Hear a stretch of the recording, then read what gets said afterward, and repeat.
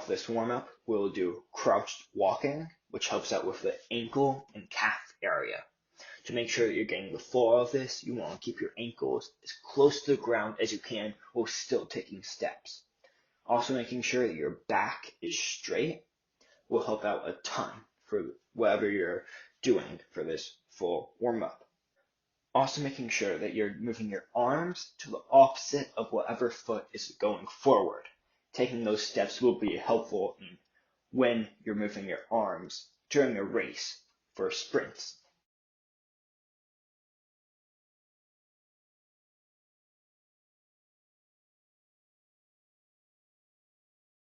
Next will be butt kickers, which will work in your quads. To make sure you're doing this right, you want to keep your back straight up, and you're making sure that you're springing your foot into your butt every time. Try to do as many of these as you can in between the 15-meter marks. Don't rush it. Bend over reaches will be the next section of this warm-up process. What I like to call it tickle the fairies, but it's in your opinion. It will help you with your hamstring and maybe in your calf area, depending on how tight it is. It really depends.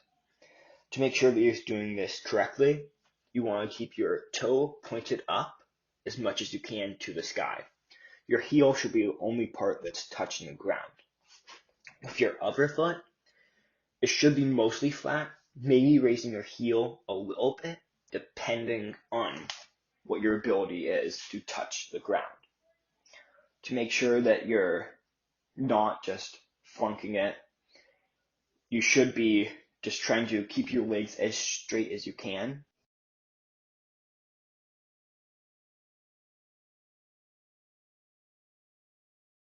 This will be the hands up lunges next.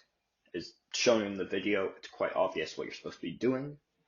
It's just doing lunges with your arms straight up above your head, making sure that your back is straight and your knee to foot is parallel to the ground, and then your back foot should have the ball of your foot being the only part of the foot that's actually touching the ground, along with toes. This will help out with flexibility in your hamstrings. Next will be step overs, which can be done with or without hurdles, just making sure that if you're doing without a hurdle or something to step over, it's done with your knee up above your hip. This will help out with your hips and your glutes to make sure that you're more flexible when running. Make sure that you're keeping your back straight while doing this as well, and fully bringing your foot over, not to the side.